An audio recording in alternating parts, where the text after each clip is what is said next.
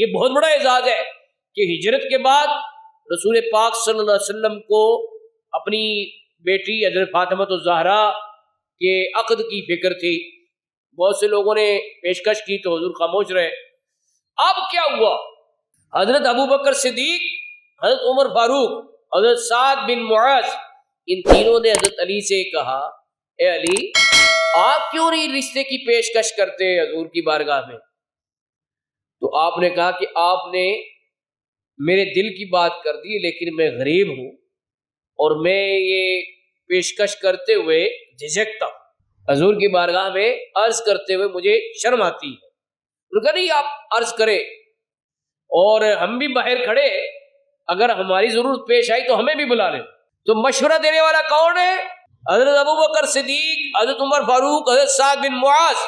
اور اگر سعد بن معاذ کا نام یاد نہ رہے تو سرکار سیدنا صدیق اکبر اور فاروق اعظم کا نام تو یاد رہے گا.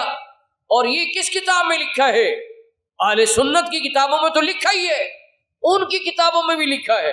اب نام سنو، جلاء العیون ملا باقر مجلسی کی کتاب ہے، اس میں یہ لکھا ہوا ہے کہ مشورہ انہوں نے دی. اب حضور کی بارگاہ میں پیش ہوئے، سرکار نے فرمایا ٹھیک ہے علی، اللہ تعالیٰ کی طرف سے بھی امر یہی ہے کہ تمہارے ساتھ رشتہ کیا جائے، لیکن یہی بتاؤ تمہارے پاس شادی کے انتظام کے لیے کوئی رقم ہے؟ کہا جی رقم تو کوئی نہیں. سامان کیا ہے؟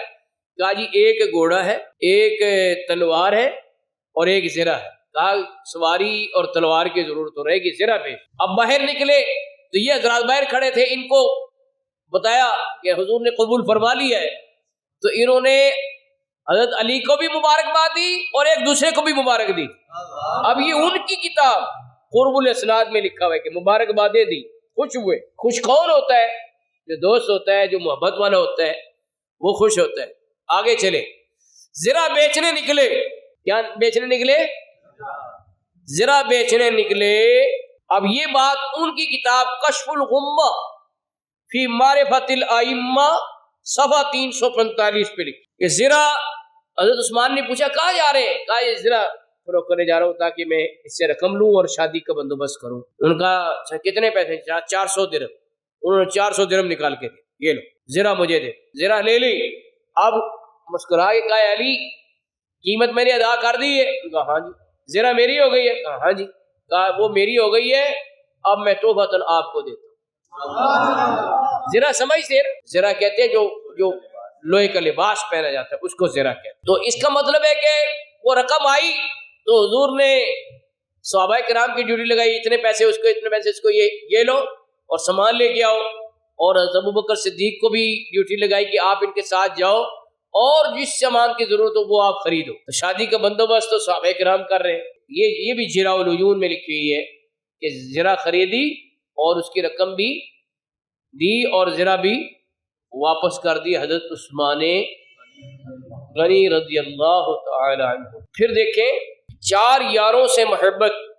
حضور نے حدیث میں فرمایا ہے، الریاض النضرہ میں حدیث ہے کہ جو مومن ہے اس کے دل میں ابو بکر، عمر، عثمان، علی کی محبت جمع ہو، اور منافق کے دل میں یہ جمع ہو ہی نہیں سکتی. ان چاروں کی محبت جمع ہو ہی نہیں سکتی. الحمدللہ ہم 4 یار سے محبت کرنے والے ہیں، حق 4 یار کہنے والے ہیں. امام احمد رضا محدث بریلوی کو وجد آیا، وہ کہتے ہیں جنا بنے گی محبان 4 یار کی خبر، جنا جنت، جنا بنے گی محبان 4 یار کی خبر، وہ کیا بہک سکے جو یہ سراغ لے کے چلے، وہ کیا بہک سکے جو یہ سراغ لے کے چلے. اب ریاض النظرہ میں لکھا ہے کہ ایک دفعہ حضرت ابوبکر صدیق اور حضرت علی کی ملاقات ہوئی تو حضرت ابوبکر صدیق حضرت علی کو دیکھ کر مسکرائے. تو حضرت علی نے پوچھا ابوبکر آپ کیوں مسکرا رہے ہیں؟ کہا کہ میں نے نبی پاک صلی اللہ علیہ وآلہ وسلم سے سنا ہے کہ پل صراط سے سلامتی کے ساتھ وہ پار ہوگا جس کو علی رسید دیں گے. یہ ہماری کتابوں میں ترجمہ یہی لکھا ہوا ہے، لیکن اگر میں جدید ترجمہ کروں تو یہ کہوں جس کو علی پاسپورٹ دیں گے. کیونکہ آپ دیکھیں جواز کا لفظ استعمال ہوا ہے. آپ پاسپورٹ کی اگر عربی دیکھیں گے تو اس پہ لکھا ہوگا جواز السفر. وہ ایشو ہوتے ہیں نا, اس پہ لکھا ہوتا ہے جواز السفر. ویزے کے معنی میں بھی استعمال ہو جاتا ہے. تو ویزا ملتا ہے تو آپ جاتے ہیں نا. تو بھائی جس کو ویزا دیں گے علی وہی پار ہو کر جنت میں جائے گا. اب حضرت علی مسکرائے. حضرت ابوبکر صدیق اکبر نے پوچھا اے علی آپ کیوں مسکرا رہے ہیں؟ کہا مجھے حضور نے بتائی تھی یہ بات کہ میں جس کو ویزا دوں گا رسید دوں گا وہ پل صراط سے سلامتی سے گزر کے جنت میں جائے گا. لیکن مجھے حضور نے فرمایا تھا اے علی تو ویزا اس کو دینا, رسید اس کو دینا جس کے دل میں ابو بکر صدیق کا پیار ہوگا. جنا بنے گی محبانے چار یار کی قبر, وہ کیا بہک سکے جو یہ سراغ لے کے چلے. اچھا یہاں پر میں یہ بات بھی بتا دوں کہ احادیث میں ہے, مصنف ابن ابی شیبہ میں, مصنف عبد الرزاق میں. چاہیے میں آپ کو بعد میں سناتا ہوں چونکہ وہ نکاح کی بات ہو چکی ہے. ایک بات اور آپ کو سناؤں جو کہ بخاری, ترمذی اور ابن ماجہ 3 حدیث کی کتابوں میں ہے. بخاری, ترمذی اور ان جو 6 اتھینٹک بکس آف حدیث ہیں ان میں 3 کتابوں میں یہ حدیث ہے کہ حضرت علی رضی اللہ تعالیٰ عنہ آپ کو نکاح کا پیغام آیا ابو جہل کی بیٹی کی طرف سے, آپ نے قبول کر لیا. تو یہ اطلاع حضرت فاطمہ الزہرا نے نبی پاک صلی اللہ علیہ وسلم کو دی کہ یہ مجھ پہ سوکن لانا چاہتے ہیں. تو حضور منبر پر تشریف فرما ہوئے اور یہ اعلان فرمایا کہ نبی اللہ کی بیٹی اور عدو اللہ کی بیٹی دونوں ایک شخص کے نکاح میں یکجا نہیں ہو سکتے. یہ 3 حدیث کی کتابوں میں ہے. اب یہاں سے میں کیا عرض کرنا چاہتا ہوں, نمبر 1 کہ حضور نے اس موقع پہ فرمایا کہ جو چیز فاطمہ کو اذیت دیتی ہے وہ مجھے بھی اذیت دیتی ہے, تو لہذا فاطمہ کے لیے اذیت کا باعث ہوگا کہ یہ سوکن لے کے آئے ان پہ. حالانکہ قرآن کیا کہتا ہے, اب ایک اور نقطہ میں بیان کرنا چاہتا ہوں. قرآن یہ کہتا ہے کہ فَانكِحُوا مَا طَابَ لَكُم مِّنَ النِّسَاءِ مَثْنَىٰ وَثُلَاثَ وَرُبَاعَ فَإِنْ خِفْتُمْ أَلَّا تَعْدِلُوا فَوَاحِدَةً, کہ 2, 3 یا 4 عورتوں سے نکاح کر سکتے ہو, لیکن اگر تمہیں خوف ہو کہ عدل نہیں کر سکو گے, کیونکہ عدل کرنا کوئی سوکھا کام تو نہیں ہے نا, ایک بیوی نہیں سنبھال سکتے تو 2 میں کیسے عدل کرو گے. تو اس لیے یہ جو یہاں پہ رک کر ایک بات یہ کہنا چاہتا ہوں, لوگ کہتے ہیں جی 4 شادیوں کا حکم ہے قرآن میں. وہ حکم نہیں ہے, حکم کا مطلب تو ہوگا کہ لازمی کرو 4, حکم نہیں ہے, 4 شادیوں کی اجازت ہے. یہ بات تو ٹھیک ہے کہ وہ مسئلہ تو یہی بیان کرنا چاہتے ہیں, لیکن بیان کرنے کا انداز درست نہیں ہوتا لوگوں کا. یعنی 4 شادیوں کا حکم ہے قرآن پاک, حکم نہیں ہے. حکم کا مطلب تو ہوگا جیسے نماز کا حکم ہے تو پڑھنی ہے نا لازمی, تو 4 شادیوں کا حکم ہے تو حکم کا مطلب ہوگا 4 کرو. یہ نہیں, 4 شادیوں کی اجازت ہے, اور وہ اجازت بھی غیر مشروط نہیں ہے بلکہ مشروط ہے. یہ بات بتاتے ہی نہیں ہے لوگ. وہ شادیوں کی اجازت کیا ہے؟ مشروط. مشروط کیا ہے کہ فرمایا کہ اگر عدل کرو گے تو پھر, اگر عدل نہیں کر سکتے فواحدہ, پھر ایک ہی رکھو. عدل کر سکتے ہو تو پھر کرو, اگر نہیں کر سکتے تو پھر ایک رکھو. یہ قرآن پاک تو اجازت دے رہا ہے کہ کر سکتے ہو عدل کی شرط پہ, لیکن یہ حضور کا اختیار ہے کہ فرمایا نہیں فاطمہ کے ہوتے ہوئے دوسری شادی نہیں ہو سکتی. یہ اختیار مصطفیٰ ہے, یہ رسول اللہ کا اختیار ہے کہ آپ نے فرمایا کہ فاطمہ کی زندگی میں دوسری شادی تم نے نہیں کر سکتی. جب حضرت فاطمہ الزہرا کی رحلت کا وقت آیا تب انہوں نے خود وصیت کی کہ آپ میری بانجی حضرت امامہ سے نکاح کر لے. میرے بعد حضور کی نواسی ہے, بھی حضرت فاطمہ الزہرا کی بانجی ہے تو حضور کی نواسی ہوئی کہ نہیں ہوئی؟ حضرت فاطمہ الزہرا کی بہن حضرت زینب کی بیٹی ہے تو نواسی کس کی ہوئی؟ لیکن ہمارے خطباء نے کبھی بیان نہیں کیا نا, کسی نے فرمائش ہی نہیں کی. کہتے نا فرمائش کر دی ہے فلاں نے, اس لیے اب میں یہ واقعہ بیان کر رہا ہوں. تو اب اس کی فرمائش ہی کسی نے نہیں کی حضرت امامہ کی. یہ وہ نواسی ہے کہ حدیث کی کتابوں میں لکھا ہے کہ یہ رسول اللہ کی گود میں ہوتی تھی تو سرکار ان کو اپنی گود میں بٹھا کے نماز پڑھی ہے. یہ بھی بیان کرو نا, لیکن فرمائش ہی نہیں کسی نے کی تو بیان کس نے کرنا تھا. کہ یہ رسول اللہ کی وہ نواسی حضرت امامہ حضرت سیدہ زینب کی بیٹی، جن کو گود میں بٹھا کے رسول پاک صلی اللہ علیہ وسلم نے نماز ادا فرمائی ہے، اور پھر حسب وصیت حضرت علی نے حضرت فاطمہ الزہرا کے پردہ فرمانے کے بعد ان سے نکاح کیا اور دیگر نکاح بھی فرمائے، کیونکہ پابندی ختم ہو گئی نا۔ یہ تو فاطمہ الزہرا تک پابندی تھی کہ اور نکاح نہیں کر رہا، لیکن بعد میں آپ نے اور نکاح فرمائے اور ان سے بڑی اولادیں ہوئی، بیٹیاں اور بیٹے۔ اب بیٹوں کی صرف تعداد بتا دیتا ہوں، جو جمہور اور اکثر کا قول ہے آپ کے 18 بیٹے تھے۔ کثرت اولاد تو ایک شان ہے، یہاں تک کہ حضور نے حکم فرمایا ہے تزوج الودود الولود فانی مکاثر بکم الامم، تم محبت کرنے والی اور بچے جننے والی، یعنی جس کے خاندان میں یہ وصف ہو کہ وہ عورتیں بچے جنتی ہوں، ان سے شادی کرو، کیونکہ قیامت والے دن میں اپنی امت کی کثرت پہ فخر کروں گا۔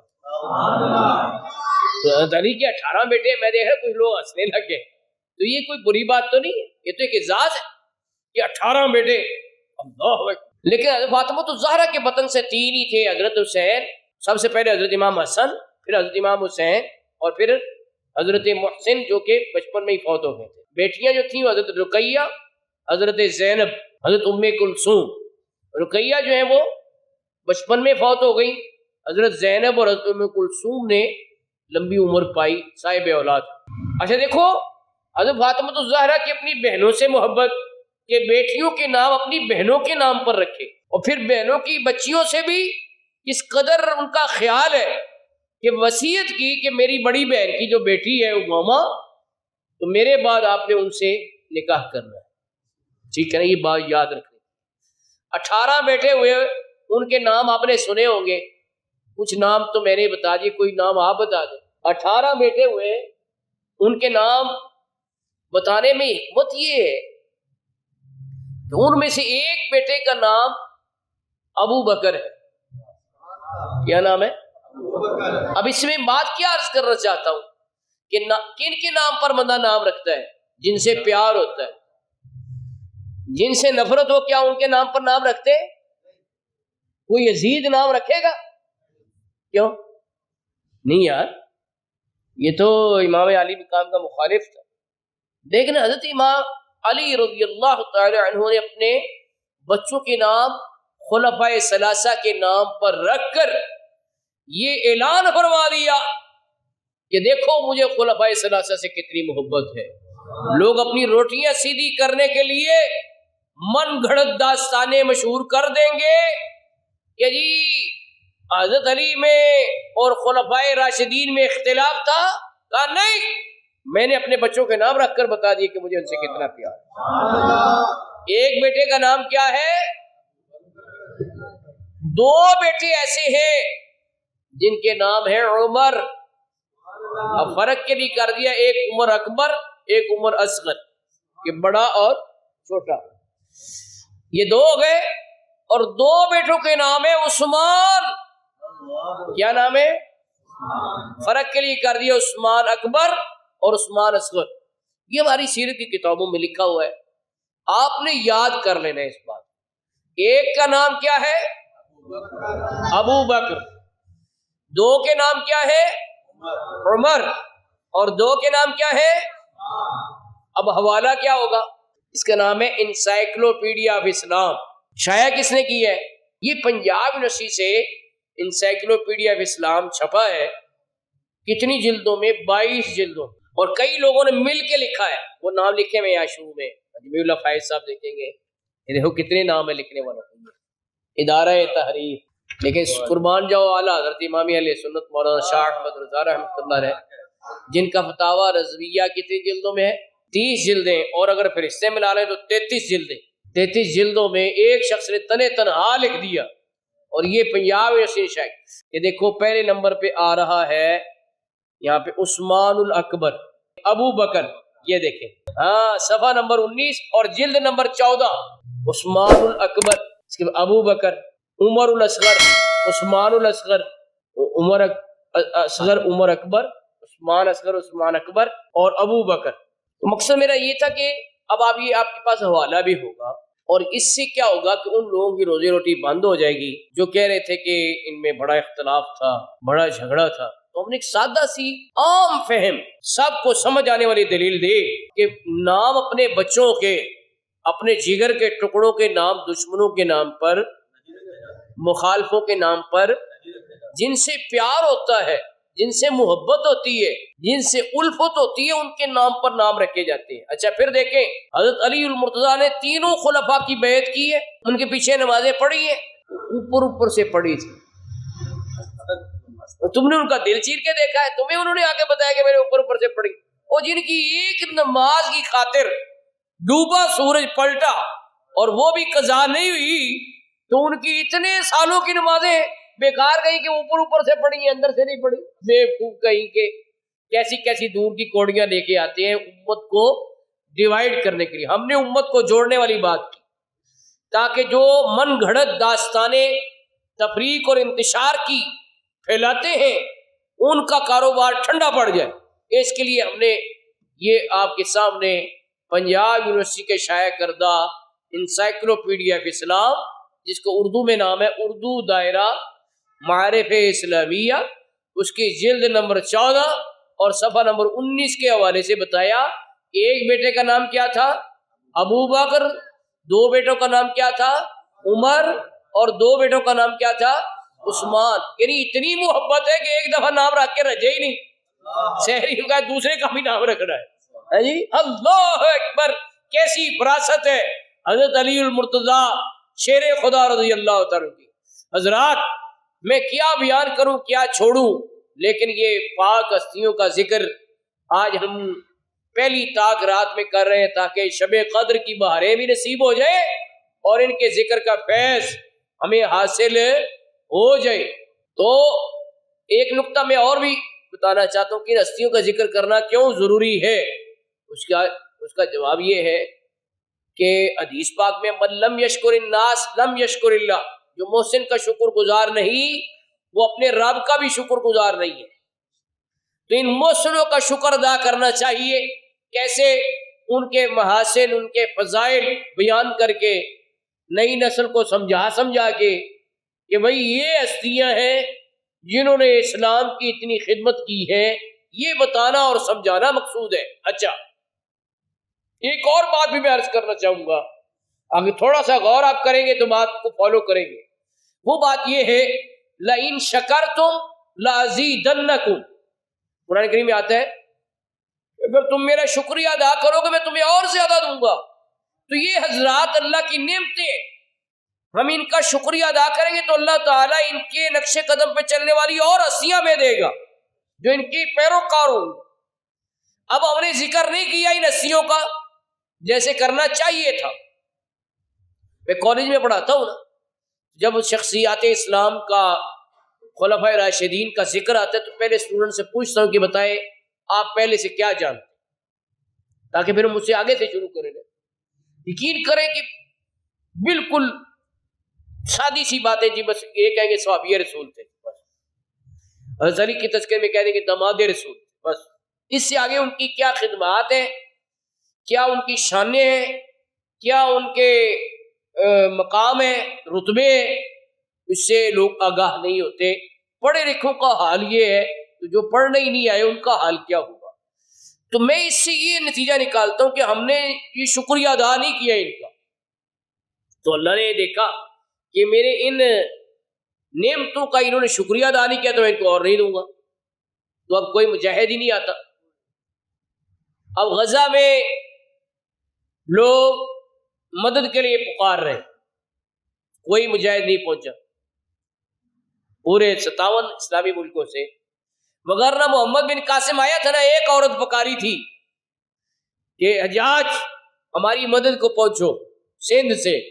تو اس نے محمد بن قاسم کی قیادت میں لشکر بھیجا جس نے آ کے راجہ داہر کو شکست فاش دی، سندھ کو فتح کیا، ملتان تک پہنچا محمد بن قاسم۔ کتنی عمر میں؟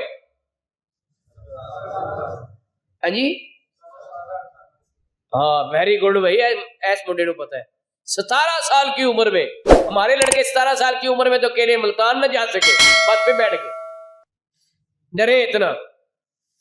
صرف سفر نہ کر سکے، انہوں نے فوج کی قیادت کیا کرنی ہے لشکر کی، وہ کرکٹ ٹیم کی قیادت ہی کریں گے. ہاں جی. تو یہ واقعہ بھی محمد بن قاسم کا جو ہے یہ 10 رمضان مبارک کو ہوا تھا، یہ یاد کرنا چاہیے. وہ بھی محسن اسلام ہے، محمد بن قاسم، جنہوں نے آ کے سندھ فتح کیا اور اسلام کی راہ ہموار کی یہاں پہ.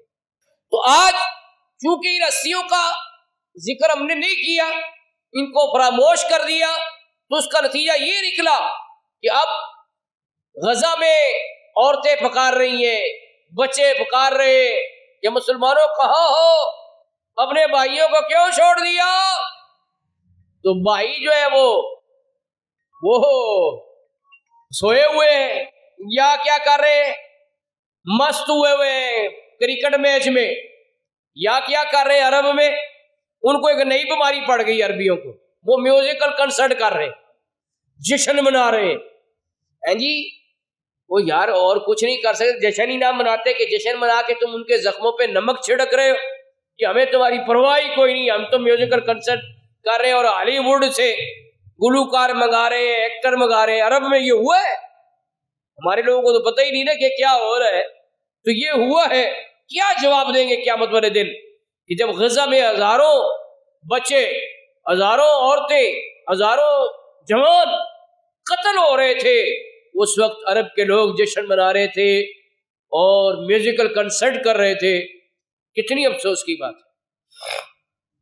تو اس کا ایک حل میں یہ عرض کیا کرتا ہوں کہ کم از کم یہ ہونا چاہیے کہ اسرائیلی اور یورپی مصنوعات کا بائیکاٹ کریں. ان دنوں آپ کو یہ پتہ چلا ہوگا کہ ملٹی نیشنل کمپنیز کی صورت میں پاکستان کی معیشت کو کس طرح انہوں نے اپنے پنجے میں لیا ہوا ہے کہ صابن سے لے کر شیمپو تک اور گھی تک، آئل تک، وہ ساری چیزیں آپ کے روزمرہ استعمال کی ملٹی نیشنل کمپنیز بنا رہی ہیں. جو بوتل آپ پیتے ہیں وہ بھی وہی بنا رہی ہیں. اور پاکستانی مصنوعات کو جب کوئی خریدے گا ہی نہیں تو پھر وہ انڈسٹری کیسے جڑ پکڑے گی، کیسے پاؤں پہ کھڑی ہوگی؟ تو یہ بھی سوچنے کی بات ہے.